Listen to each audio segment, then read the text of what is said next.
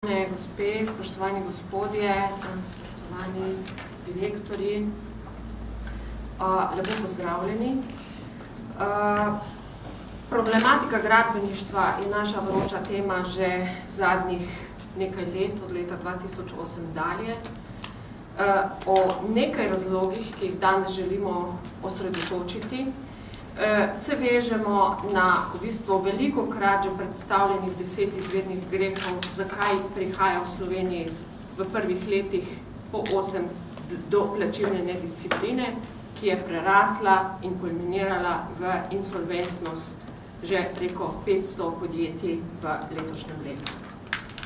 Današnja seja, današnja tiskovna konferenca bo osredotočena na nekatere slabe prakse, ki imajo za posledico skoraj da nepopravljive posledice na konkretnih podjetjih, ki so danes tukaj med našimi sogovorci. Namreč o slabih praksah, kjer je iz poslovnih razlogov v narekovaju prihajalo do izigravanja, do zlorab najnižje cene kot kriterija pri izboru glavnih izvajalcev javnih naročil. Do tega, da bomo v konkretni sliki in primerih pokazali, kaj je posledica tega, ko je država slab javni naročnik in kaj se zgodi, če ni mogoče uveljaviti nobenih v demokratičnih državah uveljavljenih instrumentov, v razmerah delujoče pravne države uveljavljenih instrumentov za zavarovanje pravic upnikov.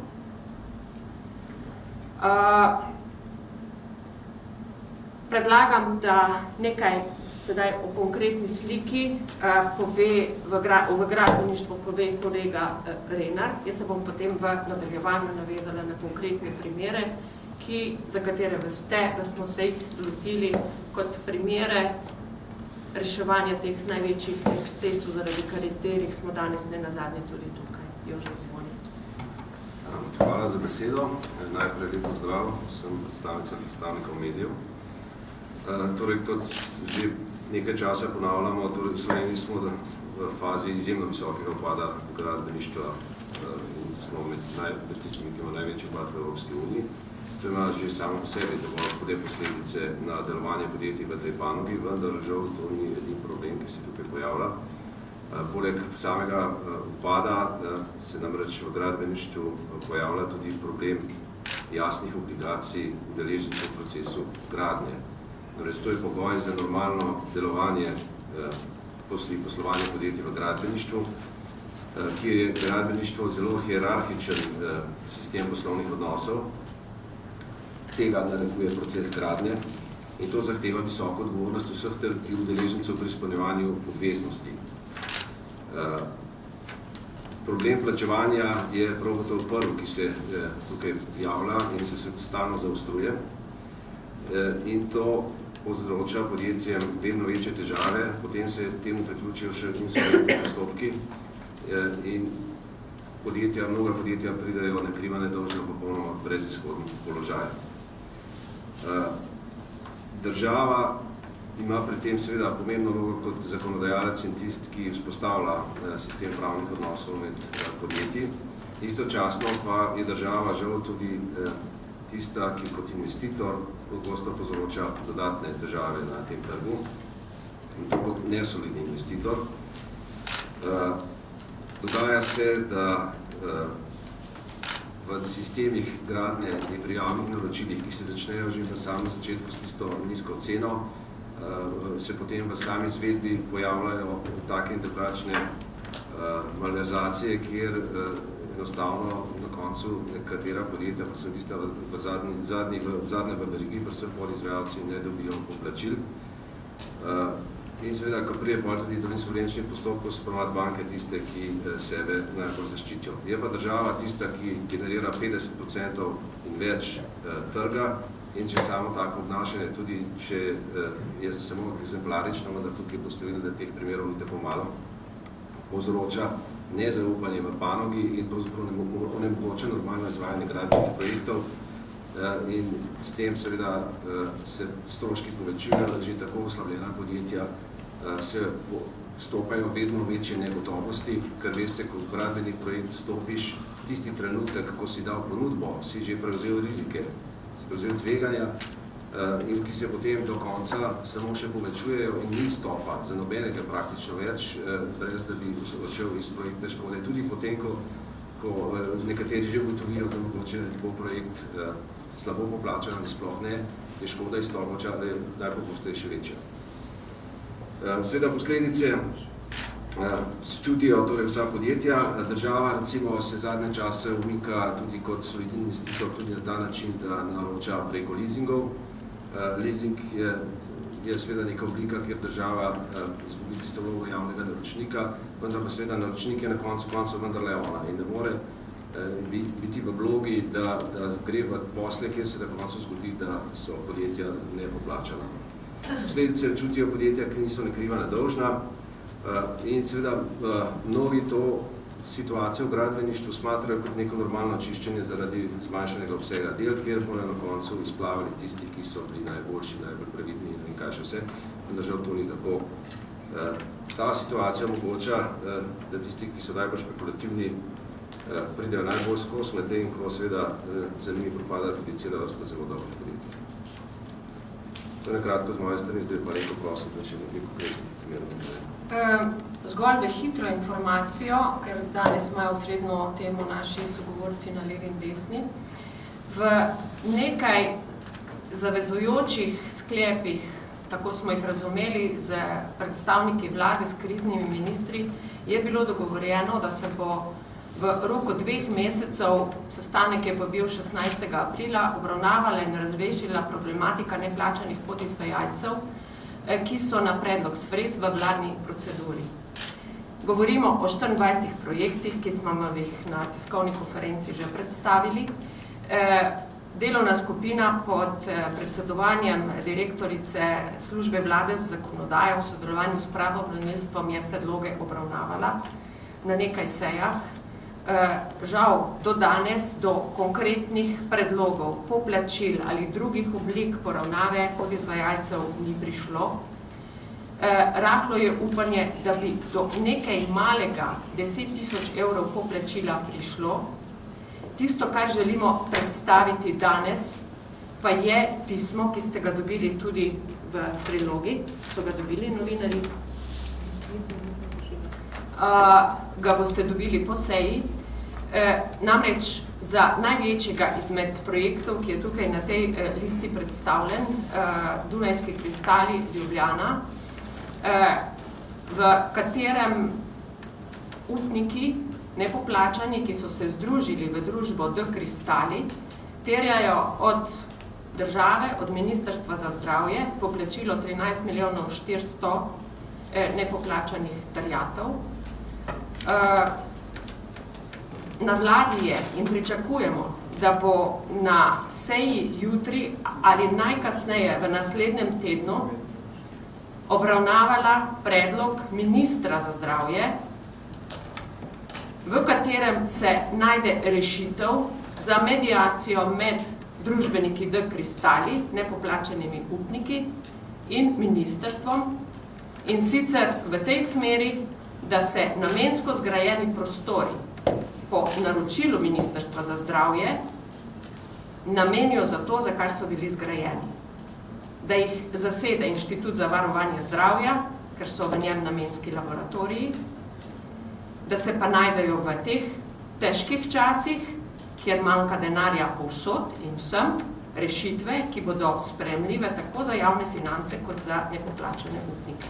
Možnosti za to so, odločitev ministra pričakujemo, da bo odgovorna in poštena. Naj ne bo izgovor za ponovno prelaganje, nestrinjanje zaposlenih s preselitvijo.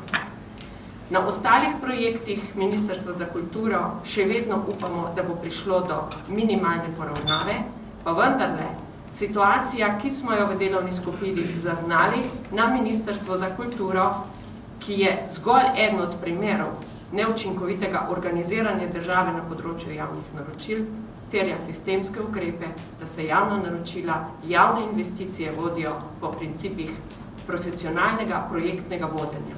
ne tako, kot je to bilo. Čeprav se zdaj poskuša v novi ekipi popravljati na bolje, ampak še vendarle posledice čutijo tisti, ki so danes tudi tukaj z nami.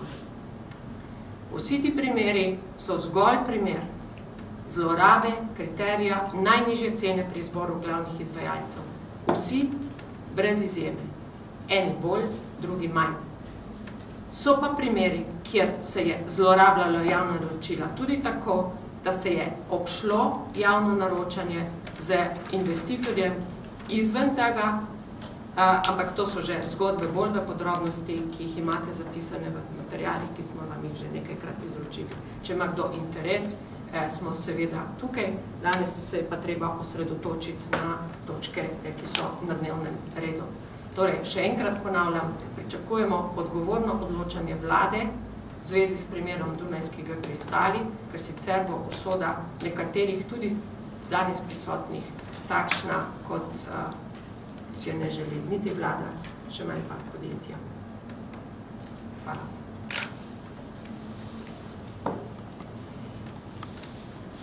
Predlagam, da gremo na naslednje govorce. Gospod Berlan. Ja, lep pozdrav z moje strani. Prihajam iz Novega mesta, torej, prihajam iz Novega mesta, torej iz ne tako oddaljenega mesta, vendar žal moram povedati, da je vsa ta, ali pa te težave, kriza v gradbeništvu segla tudi do nas. Nič čudnega. Jaz vodim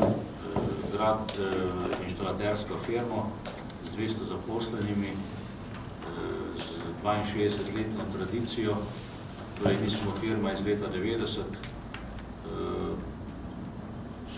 Bili smo že ali pa delali in živeli smo že v zelo težkih pogojih, tudi moji predhodniki, verjetno bi lahko to povedali, vendar pa moram pa priznati, da pa situacija, v kateri smo se znašli pa danes ali pa zdaj v tem obdobju, je pa res zaskrbljujoča.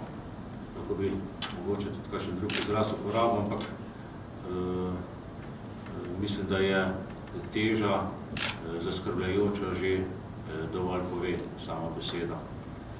Res je, veste, mi pri 200 zaposlenih ljudeh, inštalaterjih, preko tako, če primerjamo gradbeno firmo, bi ta gradbena firma mogla imeti okoli 3000 ljudi.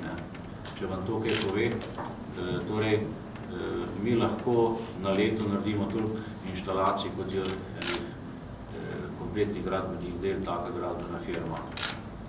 Marsikdo mi je rekel, ja, saj ste preveliki, pa dajte kaj narediti, mogoče tudi na odpuščanju, na reduciranju.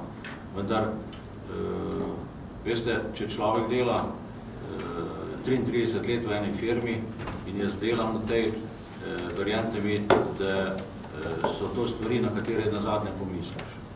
Vse, kaj drugega bi prej naredil, kot da bi odpustil sodelavca, s katerim pač ta delala toliko in toliko let in to uspešno. Drugače tudi ne preživeli vseh tem času. No, danes je pa obdobje zelo razburkano, turbulentno in pač smo se tudi mi znašli v zelo neprijetnem položaju. Veste, da s tako ekipo, kot jo imamo, da smo delali na marsikaterih projektih, nasedlih projektih v Sloveniji. Delali smo, žal, ne moram reči, v eni kombinaciji z Vegradom, potem na moje veselje nismo z nobenimi drugimi gradbinci, ki so prišli v težave, vendar je bil že ta delež, ki je bil pri Vegradu, dosti obremenjujoč. No, zdaj, če bi kriza bila samo pri nas, bi bilo še vse skupaj lahko popravljivo.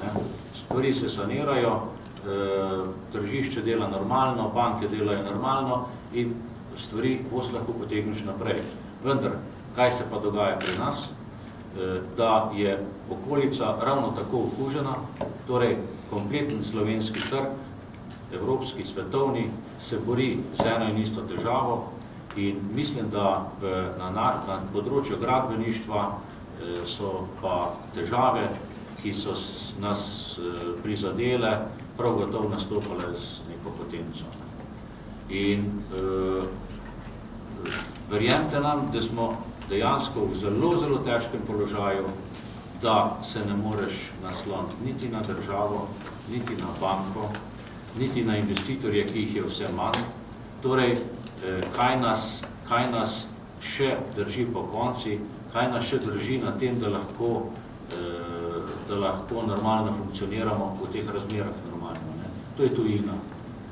Vsi, mislim, da tudi moji kolegi, vse sile zdaj usmerjamo v tuji trg, vendar nekaj moramo vedeti, da osnova vsem nam je domači trg, ne, in tukaj bi določen procent pa le mogli normalno praviti.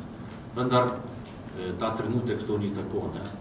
Po drugi strani se v Sloveniji dogajajo stvari, ko jih človek enostavno ne more razumeti. Jaz vam bom na enem praktičnem primeru povedal, naša največja banka, za katero dajemo ponudbo za bagatelo, noben pomemben znesek, vendar za izdano ponudbo zahtevajo tudi bančno za resnost ponudbo. Kam bo šel zdaj po garancijo, greš na to isto banko in ta banka ti s takimi in drugačnimi mukami to garancijo odobri. Seveda, pri tem nastopajo tudi stroški. Če slučajno prideš tudi potem do pridobitve dela, sledi naslednja garancija za dobro izvedbo del in potem še po koncu za odpravo napak v garancijski dobi. To je v normalnem svetu, v normalnih pogojih gospodarjenja nič posebnega. Vendar pa pri nas se dogajajo, se pa rojeva toliko problemov okrog teh bančnih krogov, da enostavno mi več ne vemo, ne znamo, nimam besed, ne znamo stvar pripeljati do konca. Mi se vsakodnevno srečujemo z enim in istim problemom. Potem so pa še te iste bančne garancije, ki so v toku. Vi veste, da bančno garancijo, ki jo nekomu predaš v roke za odpravo napak v garancijski dobi, je lahko tudi zlorabljena. Ne? In tudi to se dogaja v našem sistemu. Eden od lahkih načinov, kako hitro priti do denarja, je tudi ta možnost. In tega je vse več. In zdaj pa si zamislite, kaj lahko firmo doleti, če ga pričaka tudi tako presenečenje še. Skratka, ne da vam bi jamral, ker jaz tudi nisem navajen sedeti za takim omizjem. Mi se bolj znajdemo na gradbiščih, ampak če so nas pa na zbornici že povabili k sodelovanju, smo pa v končni fazi tudi rekli, bomo prišli in povedali. Je mogoče bi tudi lažje stekla beseda ali pa debata v nadaljevanju, če boste imeli kakšno vprašanje, jaz upam, da ga imate, pa vam bomo še kaj dodali pri tem. Toliko za eno. Hvala. Gospod Šlamberger prihaja iz podjetja Almond, Slovenska Bistrica. Ja, moje ime je Boris Šlamberger. Predstavljam podjetje Almond iz Slovenske Bistrice. Naša tradicija tudi sega 50 let nazaj in več. Naš glavni produkt so te aluminijsko-steklene fasade, pročelja velikih objektov. Almond je bil ustanovljen pred 17 leti. Govoril bom o Almondu izpred 5-6 mesecev, ko še ni bil v teh postopkih, katerih je sedaj. Mi smo v zadnjih letih zaposlovali, do marca letos zaposlovali približno 200 ljudi. Naša povprečni letni obseg posla oziroma promet v zadnjih 3-4 letih se je gibal od 20 do 25 milijonov evrov neto. V bistvu jaz kot predstavnik podjetja sem v tem podjetju od leta 1998 prokurist, nekaj časa direktor. Zdaj, trenutno pa je pri nas takole, trenutno glede na situacijo smo 28.6. že objavili insolventnost, to pomeni prisilno poravnavo. Poskušamo rešiti, kaj se rešiti da smo lahko preživeli ta leta, recimo za občutek, za ta promet, ki smo ga naredili, smo mi morali letno narediti okoli 100.000 kvadratnih metrov teh aluminijsko-steklenih površin. Za primerjavo, za občutek, da veste, recimo ta gospodarska zbornica, ki jo sedaj vidimo, je oblečena v naše produkte in ima približno 6.000 kvadratnih metrov. To pomeni 15 do 20 takšnih objektov. Največje reference imamo v teh velemestih, ker v Sloveniji teh velikih projektov ni, največ v Varšavi, v Budimpešti, pa na Dunaju predvsem. Tudi v Sarajevo bi se našlo.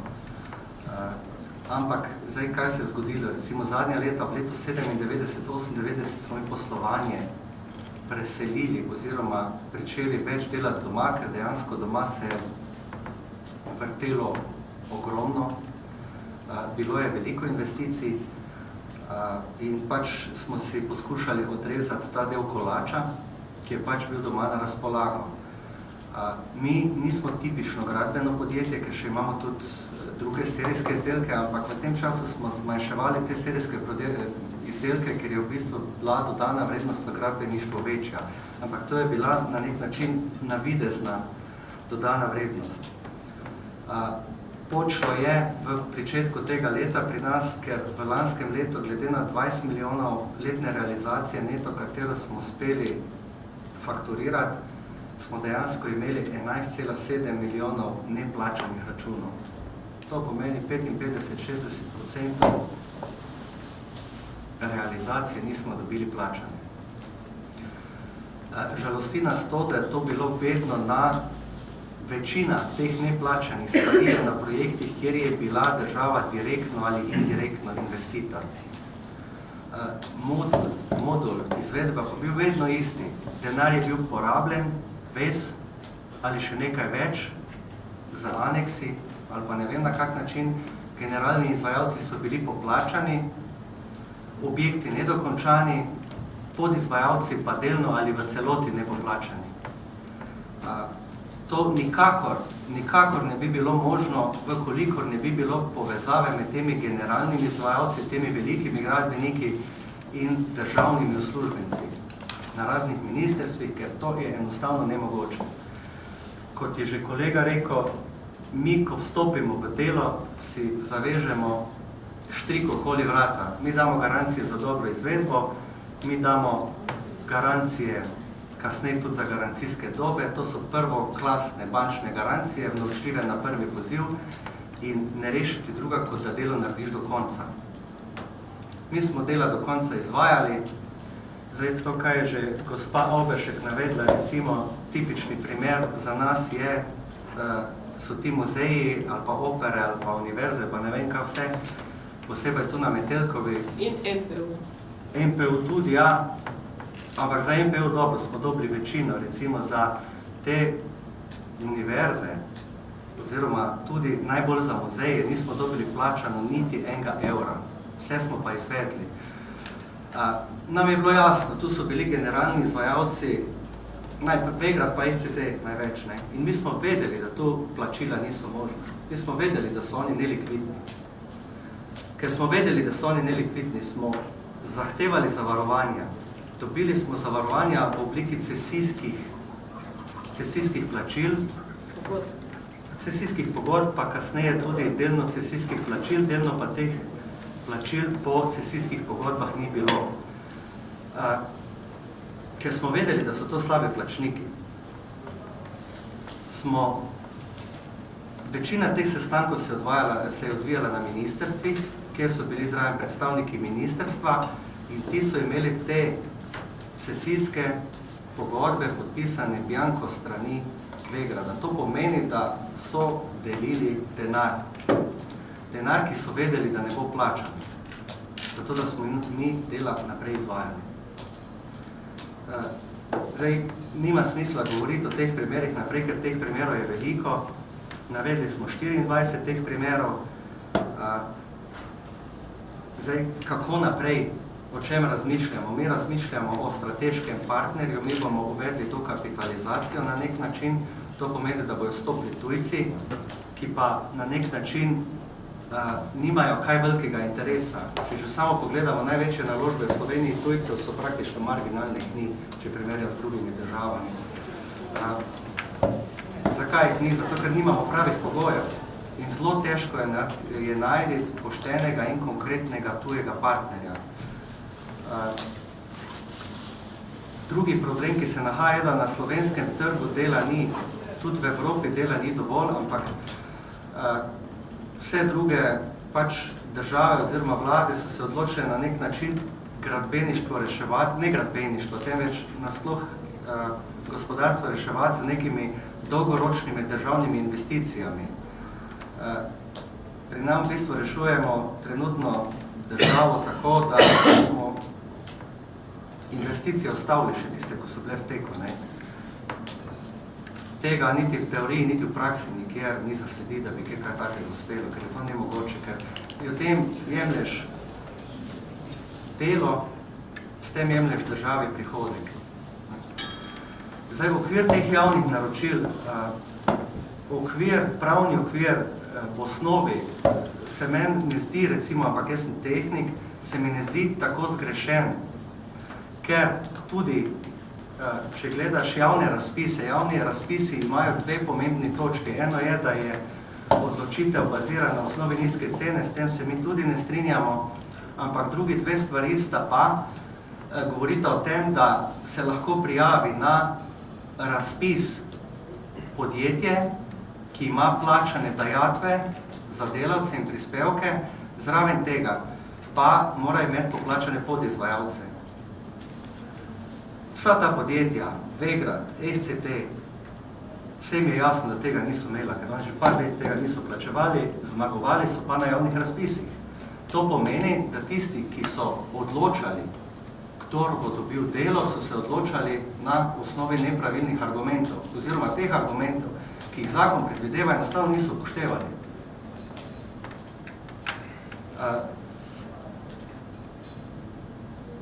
Zdaj, nam je prvič počelo, recimo, ko je padlo, recimo, Gradis Celje. Tam smo pustili prvi milijon neplačanih opravljenih del. Za primerjavo, da povem, da smo mi lahko to odpisali v bilancah, smo rabili približno 30 000 evrov plačati državi za sodne stroške, za sodne takse, ker ti po pravilu, če hočeš odpisati,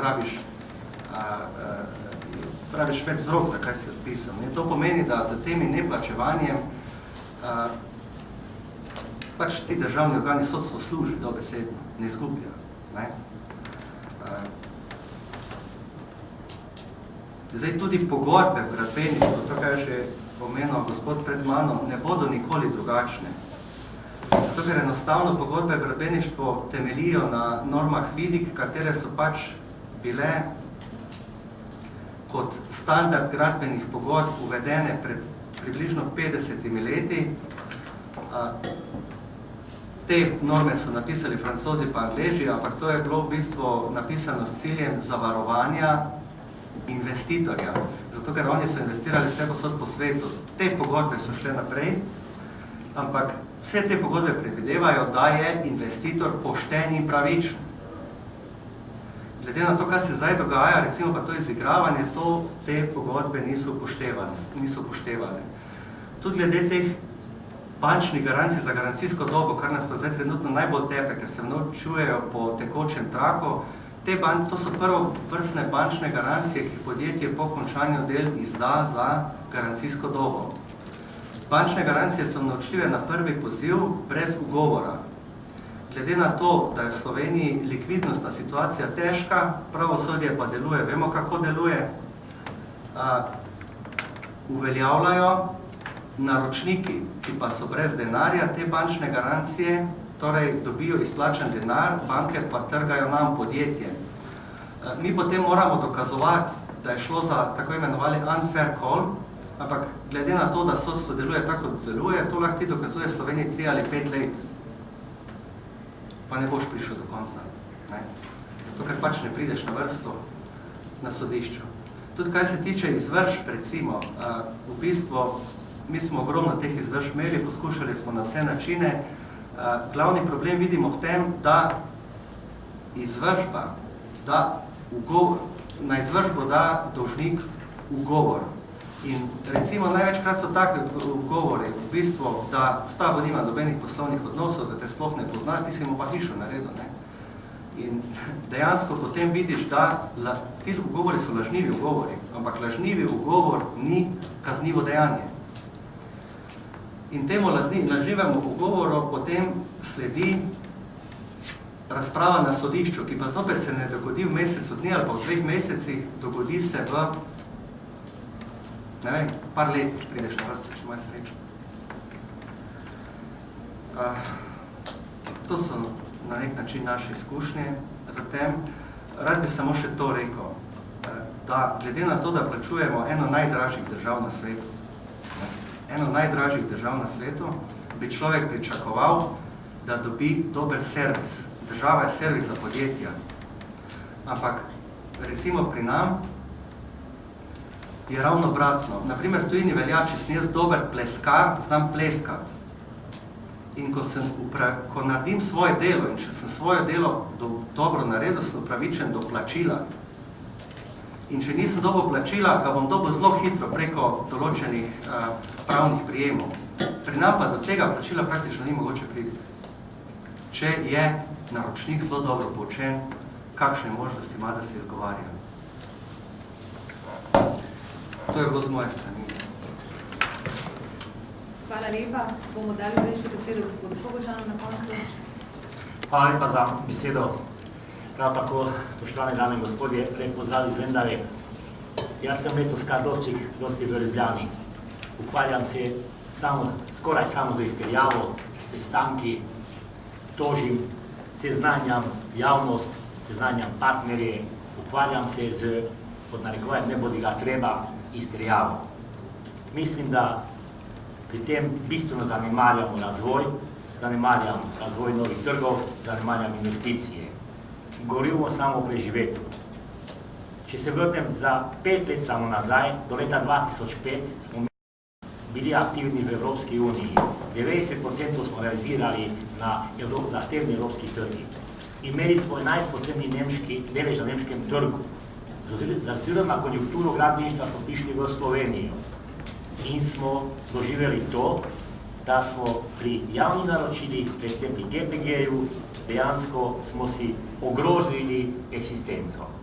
Vprašanje samo, če lahko sedaj, da saniramo to stanje, ki se je zgodilo z stečajem GPG-ja, če lahko firma na osnovi zdravih temeljev še nadalje gradi. Vendar, zakaj se to zgodilo?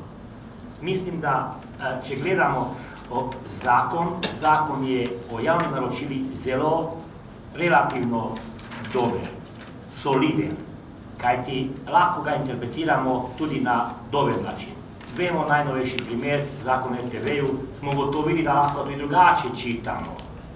Pa ni potrebno v zakonu o javnih naročilih tako bi rekel toliko pravnikov, da se vključi v to. Samo da se izvajajo tisti členi, ki ščitijo podizvajalce.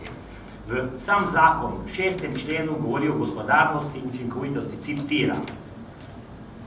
Naročnik mora izvesti javno naročanje tako, da z njim zagotovi gospodarno in učinkovito porabo javnih sredstev, uspešno doseže cilje in tako dalje.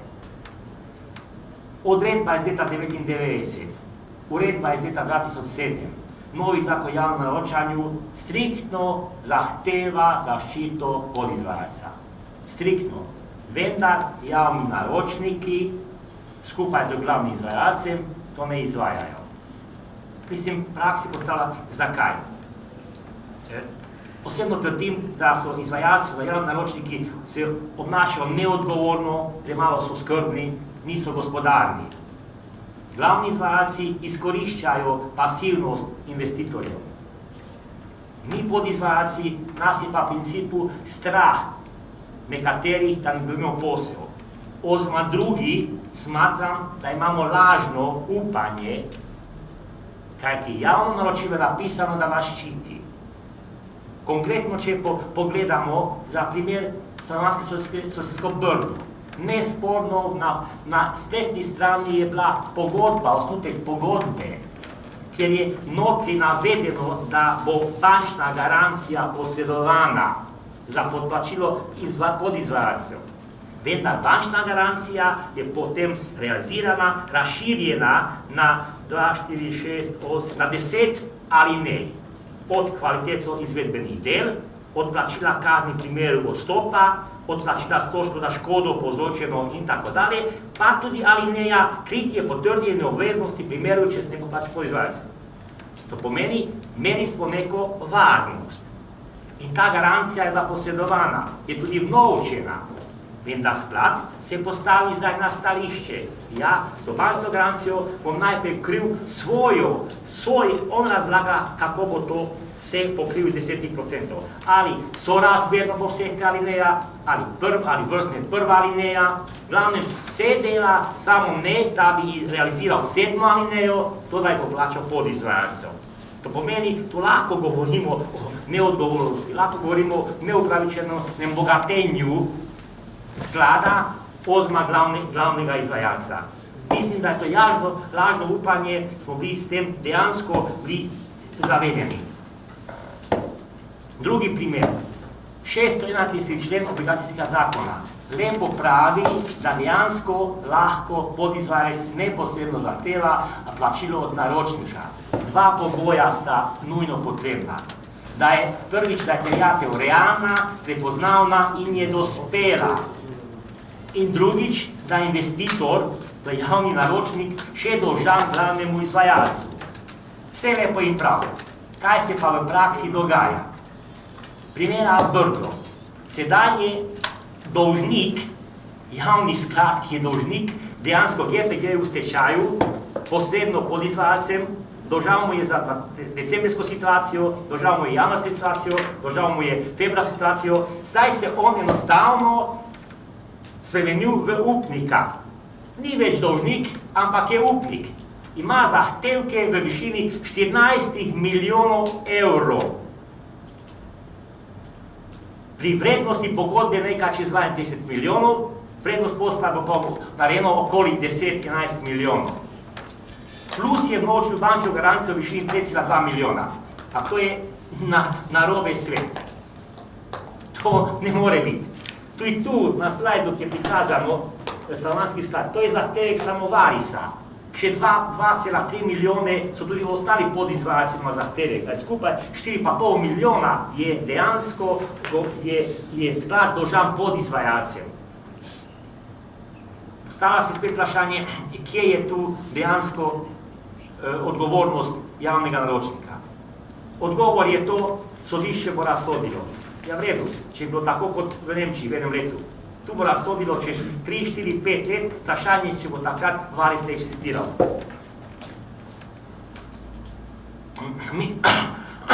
Mislim, da ni potrebno navesti, v kakšni situaciji smo. Predhodnika sta o tem dosti govorila, potem ste že dosti pisali, pa ste slišali. Mislim, da na osnovi vsega tega bi bilo moje sporočilo, oziroma vprašanje, da rečem zahteva do novih oblastnikov naslednja. Prvič, kaj boste povzeli za poplačilo podizvajalcev, ki so ostali nepoplačani pri javni naročniki v zadnjih letih? Konkretno, kaj bodo povzeli, da dobimo plačilo? Država ima precej regulative, ima razpise prek posameznih skladov, ima povratna, nepovratna sredstva. Rešujemo določene panoge, rešujemo določene firme, ki so zašli v težave iz različnih razlogov. Tu samo to, rečem prosimo, zahtevamo, da dejansko tudi nam omogoči nepovratno ali povratna sredstva, pa ne zato, da nam pomagajo, pa zato, da dobimo, poplačamo to, kaj smo že storili, kaj smo že naredili. In mislim, da tu ne moremo govoriti o dvojnem poplačilu. Če pa ja, zakaj pa niso postorili to, da bi bilo že prvo plačilo, da bi doseglo končni cilj? Ker nesporno, oni naredili inštalacije, on fasade, jaz pa kabine. In zato, če je to plačano, bi mogel poskrbeti, da je dobilo plačilo Varis, MKI ali pa Alma. Kajti, če vprašam, dokapitalizacija Ljubljanske banke je nacionalni interes, poplačilo podizvajalcev ni nacionalni interes. Na drugo vprašanje, kaj bodo ukrepali, ali kaj boste ukrepali proti izvajalcem javnega naročanja, ki so oškodovali podizvajalce, tako odškodninsko in kazensko. Tretjič, kaj bodo povzeli, da bodo nasedle investicije, nedokončani objekti se dokončali na zadovoljstvo vseh vpletenih. Ne samo na zadovoljstvo njih, tudi na zadovoljstvo vseh vpletenih, tudi podizvajalcev, ker je to javni interes dokončanja objekta. In četrtič, in kaj se bo povzelo, da se podobni primeri ne bodo dogajali v bodoče. In še za zaključek, da komentiram še bančne garancije. Vete, jaz se ukvarjam zdaj z sladkimi problemi. Posel v Nemčiji smo dobili, imamo posle. Potrebujem poleg vseh naštetih bančnih garancij še bančno garancijo za avans. $500 000 mi hočejo nakazati. Vendar jaz se zdaj mučim že mesec dni, da bi dobil ustrezno bančno garancijo, da mi lahko tujec $500 000 nakaže na moj račun, da lahko realiziram posle. Pa gre za Holiday Inn verigo, pa gre za Intercity verigo. To pomeni eminentni hotel. Vendar to bančnike ne zanima. Problem je, če prinesem dokument, ki je kopija in ni originalni. Zdaj pa si predstavljate, da so Nemci reče, dajte mi original, da saj moji banki, vi pa imejte kopijo. Nemogoče, ampak s tem se ukvarjamo. Hvala. Če dovolite, jaz tukaj izpostavljam še nekaj. Tisti, ki so konkurenčni sicer, imajo socialni kapital, imajo kapital v svojih zaposlenih, ki imajo pripadne zaposlene in so sposobni v tujino. Ja, tako. Problem, ki se pa tem istim pojavlja, je pa zdaj še ta, da se zaradi tega, ker so v insolvenčnih postopkih, ne morejo več prijavljati na javno naročilo. In tudi to je razlog, zakaj zdaj številni objekti javnih naročil, javnih investicij stojijo. In je to velik problem, ki ga je potrebno razrešiti, ker imamo tukaj veliko pravno praznino. Tema za kdaj drugič. Želim pa izreči še to, da je bil povod za današnjo tiskovno konferenco projekt, ki ga ni med navedenimi 24 projekti, ki je pa primer slabe prakse, z veliko začetnico slabe prakse, to so pa Rimske terme.